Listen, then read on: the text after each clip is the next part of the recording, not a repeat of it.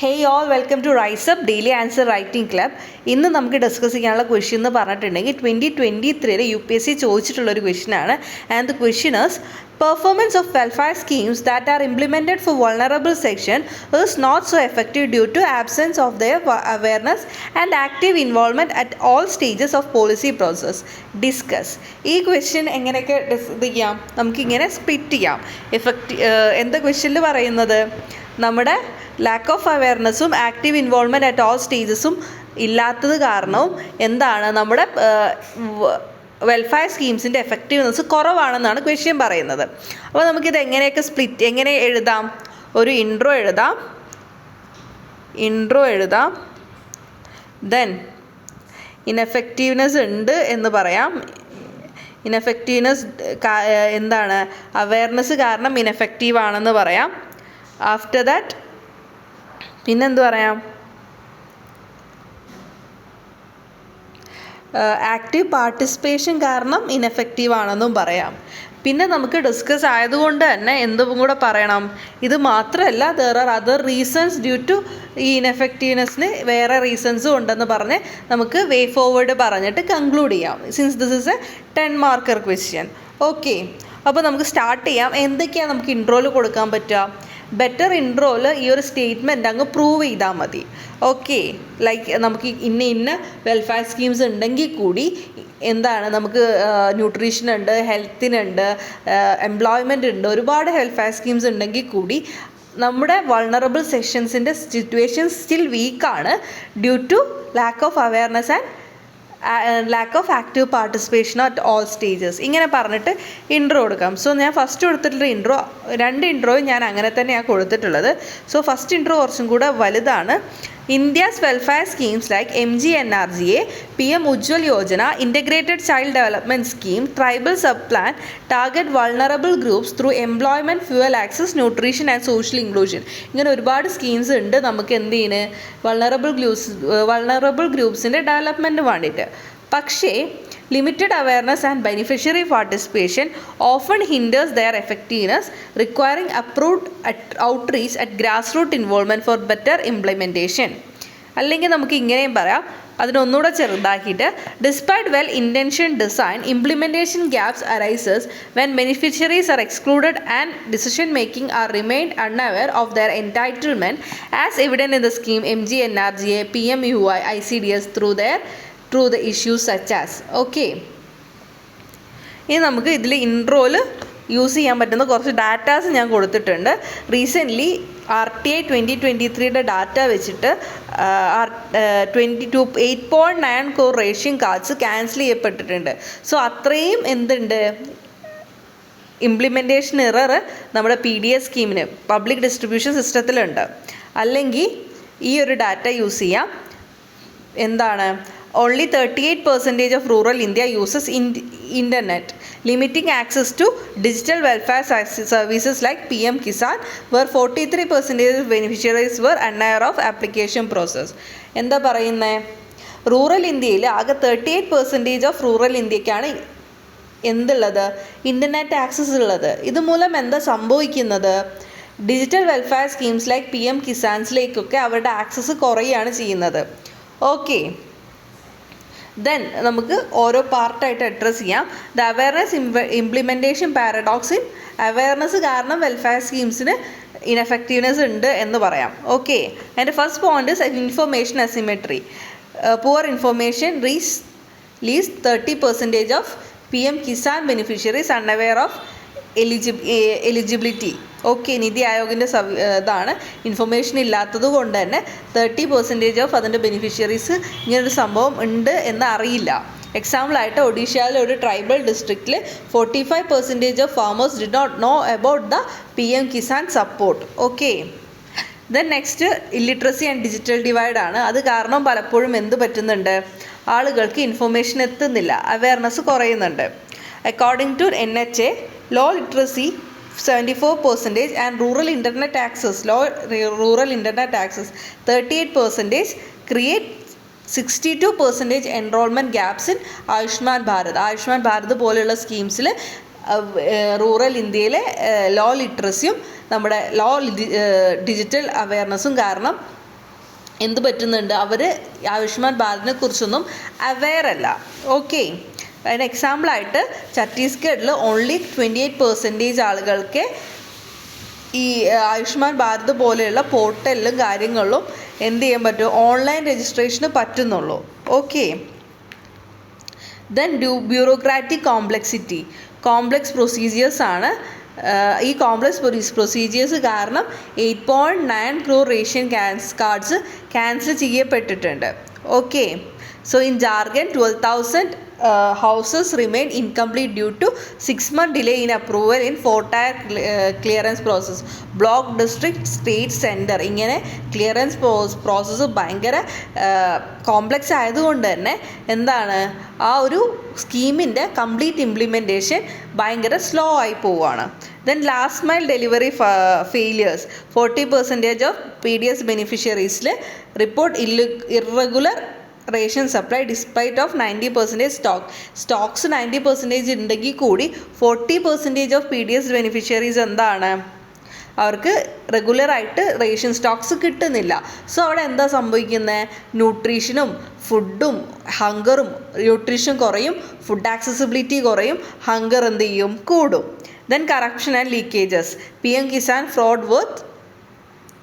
Fraud എന്താണ്, CAG report പ്രകാരം PS കിസാൻ്റെ fraud എന്ന് പറയുന്നത് 1,364 crore ആണ്. ഈ ഡാറ്റാസൊക്കെ ഇങ്ങനെ പഠിച്ച് വെക്കണമെന്നില്ല, ബട്ട് പഠിച്ച് വെക്കുകയാണെങ്കിൽ നിങ്ങൾക്ക് എന്ത് ചെയ്യാം, വേറെ ആൻസേഴ്സിൽ ആഡ് ചെയ്യാം. അതുകൊണ്ടാണ് ഞാൻ ഇത്രയും കണ്ടൻ്റ് ഉള്ള കീ തരുന്നത്. ഓക്കെ, അപ്പോൾ കുറച്ചൊക്കെ ഡാറ്റാസ് എന്ത് ചെയ്യുക, കളക്ട് ചെയ്ത് വെക്കുക, ബാക്കി നിങ്ങൾക്ക് അത് എന്ത് ചെയ്യാം, വേറെ ആൻസേഴ്സിലൊക്കെ യൂസ് ചെയ്യാൻ പറ്റും. Okay, then beneficiary exclusion. Top down അപ്രോച്ചാണ്. ആരാണ്, ടോപ്പിലുള്ള ആളുകളാണ് തീരുമാനിക്കുന്നത്. അതുകൊണ്ട് തന്നെ ബോട്ടം വൾണറബിൾ സെക്ഷൻസിൻ്റെ നീഡ് എന്താണെന്ന് പലപ്പോഴും ആരറിയുന്നില്ല, നമ്മുടെ ബ്യൂറോക്രാറ്റ്സ് അല്ലെങ്കിൽ പോളിസി മേക്കേഴ്സ് അറിയുന്നില്ല. ഓക്കെ, ഇപ്പോൾ നാഷണൽ റൂറൽ ലൈവ്ലിഹുഡ് മിഷനിലൊക്കെ ട്രൈബൽ ഫോറസ്റ്റ് ബേസ്ഡ് എക്കണോമീസൊക്കെ ഭയങ്കരമായിട്ട് അവരുടെ നീഡ്സൊന്നും പലപ്പോഴും സാറ്റിസ്ഫൈ ആവുന്നില്ല. Then elite capture local power structure divert benefits. 25% of PM Kisan fund in Uttar Pradesh diverted to ineligible beneficiaries. ഇതെന്താണ്, CAG റിപ്പോർട്ടാണ്. Okay, then next weak grievance redressal. Only 12% of MGNRGA workers participate in social audit. അപ്പോൾ എന്താണ്, ആ ഒരു MGNRGAയുടെ accountability കുറയും. കാരണം only 12% ഈ social ഓഡിറ്റിൽ പങ്കെടുക്കുന്നുള്ളൂ. There is more chance of corruption and like that issues. Then inflexible decide. One size fit for all schemes ignore regional needs. നേരത്തെ പറഞ്ഞ പോലെ തന്നെ ഈ ട്രൈബൽസിൻ്റെയൊക്കെ നീഡ്സ് പലപ്പോഴും എന്താവുന്നില്ല, സാറ്റിസ്ഫൈ ആവുന്നില്ല. അതേപോലെ തന്നെ ഇന്ത്യയുടെ ജോഗ്രഫി എന്ന് പറയുന്നതും എക്കണോമി എന്ന് പറയുന്നതും ഹൈലി ഡൈവേഴ്സ് ആണ്. സോ ഒരു സ്ഥലത്തെ നീഡ് ആയിരിക്കത്തില്ല, ഹിമാലയൻ ടെറൈനിൽ നീഡ് ആയിരിക്കത്തില്ല നോർത്ത് ഇന്ത്യൻ പ്ലെയിൻസിലെ ടെറൈനിൽ ഉണ്ടാവുക.